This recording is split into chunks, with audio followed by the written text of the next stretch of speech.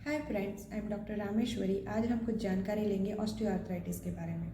Osteoarthritis क्या है, किस वजह से होता है, उसमें क्या सिम्टम्स होते हैं। अगर आपको ऑस्टियोआर्थराइटिस नहीं भी है तो उसको हम होते हुए कैसे प्रिवेंट कर सकते हैं, और अगर हो चुका है तो जो सिम्टम्स प्रेजेंट है उसको हम कैसे रिड्यूस कर सकते हैं या फिर वहाँ पर स्टॉप कर सकते हैं, उसके बारे में हम कुछ जानकारी लेंगे। ऑस्टियोआर्थराइटिस ज़्यादातर दो तरह के होते हैं, एक है प्राइमरी ऑस्टियोआर्थराइटिस और दूसरा है सेकेंडरी ऑस्टियोआर्थराइटिस। प्राइमरी ऑस्टियोआर्थराइटिस हम ज़्यादातर देख सकते हैं ओल्ड एज में, जिनकी एज 50 और 55 से अप है उस एज में देखा जाता है। और सेकेंडरी ऑस्टियोआर्थराइटिस ज़्यादातर किसी भी एज में देख सकते हैं। उसके बहुत सारे रीज़न होते हैं, तो आइए जानकारी देते हैं reason of the osteoarthritis. Primary osteoarthritis का रीज़न है ओल्ड एज। ओल्ड एज यानी उम्र का बढ़ना। उम्र के बढ़ने के साथ जो हमारे बोन्स है उसकी कैल्शियम को एब्सॉर्ब करने की क्षमता है वो कम हो जाती है। हमारे जॉइंट्स पहले जितना स्ट्रॉन्ग नहीं रहते क्योंकि उसमें कैल्शियम की कमी हो जाती है। जो कैल्शियम ऑलरेडी प्रेजेंट है वो वॉश आउट होता रहता है, इसीलिए जॉइंट्स भी वीक हो जाते हैं।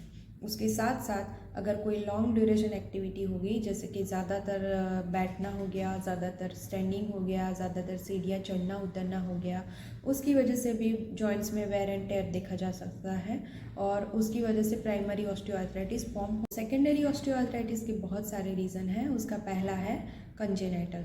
कंजेनाइटल का मतलब है जो पहले से जन्म से है, वो जन्म से ही जो जॉइंट्स है उसके अंदर जो बोन्स है उसका फॉर्मेशन ऐसा हुआ है कि वो एक दूसरे के साथ प्रॉपर बैठ नहीं पा रहे हैं, ठीक से मूवमेंट नहीं हो रहा है, तो उसकी वजह से होता है। दूसरा है अंडरलाइन पैथोलॉजी। अंडरलाइन पैथोलॉजी यानी पहले से कोई डिसीज़ है उसकी वजह से जॉइंट में सेकेंडरीली भी ऑस्टियोआर्थराइटिस फॉर्म होता है। और तीसरा है ओबेसिटी, वेट गेन, माल न्यूट्रिशन, ये सब कारण होते हैं सेकेंडरी ऑस्टियोआर्थराइटिस के। प्राइमरी ऑस्टियोआर्थराइटिस ज़्यादातर नी जॉइंट में पाया जाता है और सेकेंडरी ऑस्टियोआर्थराइटिस ज़्यादातर हिप जॉइंट में पाया जाता है। तो आइए देखते हैं हम कैसे जान सकें हमें ऑस्टियोआर्थराइटिस है या नहीं है। तो उसके सिम्टम्स हैं पेन, सूजन और मॉर्निंग स्टिफनेस। कई बार ऐसा होता है कि जॉइंट में सिर्फ पेन प्रेजेंट होता है और स्वेलिंग नहीं होता है, यानी सूजन नहीं होती है, और कई बार पेन के साथ स्वेलिंग भी दिखाई देता है। और मॉर्निंग स्टिफनेस यानी सुबह जब उठते हैं तब जॉइंट जकड़ जाते हैं और आपका ज़मीन पे पैर रखना मुश्किल हो जाता है। अगर ज़मीन पे पैर रखना है तो उसको थोड़ा मूवमेंट देना पड़ता है, तब जाके आप पैर को ज़मीन पे रख सकते हैं। वो उसके कॉमन सिम्टम्स हैं। उसका कंफर्मेशन हम कैसे ले सकते हैं? अगर उसका कंफर्मेशन लेना है तो हम एक्सरे करवा सकते हैं। एक्सरे में अगर दोनों बोन्स के बीच में जो स्पेस है वो कम हो गई है, उसके बीच में जो कार्टिलेज है वो कम हो गया है, और ऑस्टियोफाइट्स फॉर्म हो गए या फिर छोटे छोटे बोन्स उसमें दिखते हैं जो ऑस्टियोआर्थराइटिस का सिम्टम्स हैं। और कई बार ऐसा भी दिखता है कि जॉइंट पूरा स्वॉलन है, तो वो कंफर्मेशन है कि आपको ऑस्टियोआर्थराइटिस है। अगर आपको ऑस्टियोआर्थराइटिस नहीं है और आप उसको फॉर्म भी नहीं होना देना चाहते हैं तो उसके कुछ प्रिवेंशन है, जैसे कि फर्स्ट हो गया डाइट। आपको कैल्शियम रिच डाइट लेना है, सुबह की मॉर्निंग धूप में चलना है या फिर बैठना है, उसकी वजह से आपका विटामिन डी एब्सॉर्ब होता है और आपके बोन में कैल्शियम अच्छे से बनता है। और दूसरा है आपका पॉस्चर। जब आप बैठें तब क्रॉस लेग करके ज़्यादातर ना बैठें, नी के ऊपर ज़्यादा प्रेशर आए। ज़्यादा जब वेट लिफ्ट करें तब नी के ऊपर प्रेशर ना आए, वैसे लिफ्ट करना है, दैट इज़ पोस्चर।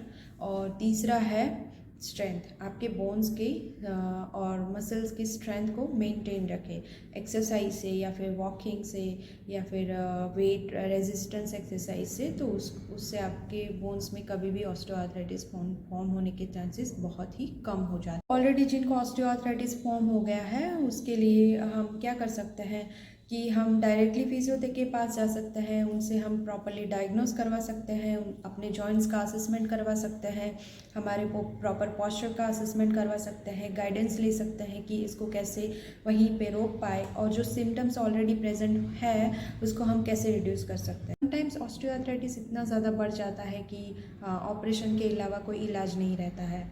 तो हमें अगर ऑपरेशन तक नहीं पहुंचना है और हमारे जॉइंट्स को ऑपरेशन से बचाना है तो you must go to the physiotherapist. आपको फिजियोथेरापिस्ट की सलाह लेनी चाहिए, ट्रीटमेंट लेनी चाहिए, जिससे आप अपने जॉइंट को ऑपरेशन से भी बचा सकें। तो फिज़ियोथेरेपी आपको इसमें कैसे हेल्प कर सकता है? फिज़ियोथेरेपी में डिफरेंट टाइप्स ऑफ मॉडलिटीज़ होती हैं, जैसे कि ultrasound, TENS, IFT, heat packs. ये सारी चीज़ें आपके जॉइंट्स के पेन को रिड्यूस करती है, स्वेलिंग को रिड्यूस करती है और आपके जॉइंट्स के हेल्थ को और ज़्यादा अच्छी करती है।